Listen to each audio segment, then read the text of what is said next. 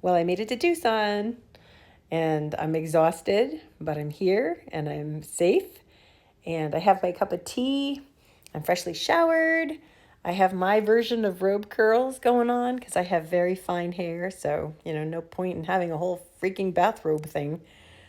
But I want to tell you a cute little story that happened when I went grocery shopping.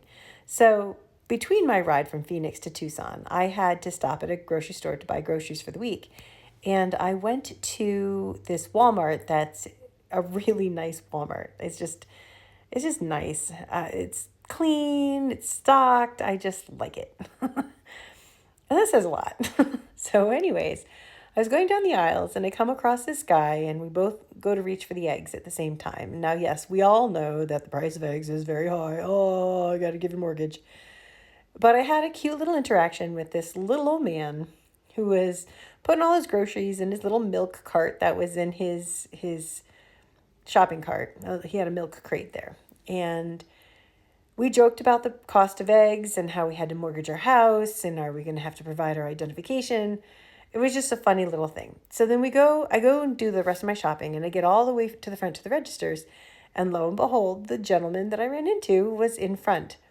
And he was excited to see me. It was like we had had this little friendly connection and we had bonded over eggs.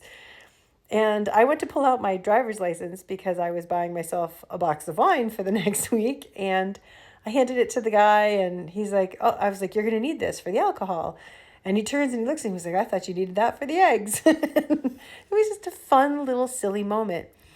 And what was interesting to me was that I had met him in an aisle. I didn't have to say anything. He didn't have to say anything. We could have just looked at the eggs and grunted and found the ones that weren't broken, put them in our cart, and begrudgingly paid $8 for 18 eggs, which was just insane. But instead, we made light of it and we joked about it. And the touching part of the end of this story is once I was done checking out and I started to walk my cart back to the car, he was bringing his cart back to the shopping corral, and he yelled to me and he said, "Hey, you, have a safe trip." And he didn't need to do that, but he did. Because you know what? Sometimes even something as lousy as expensive eggs can bring some kind of joy into your day. So that's my challenge for you. Find some way to connect with a stranger in a situation that just might not be the best and see what happens. You never know who you're going to meet.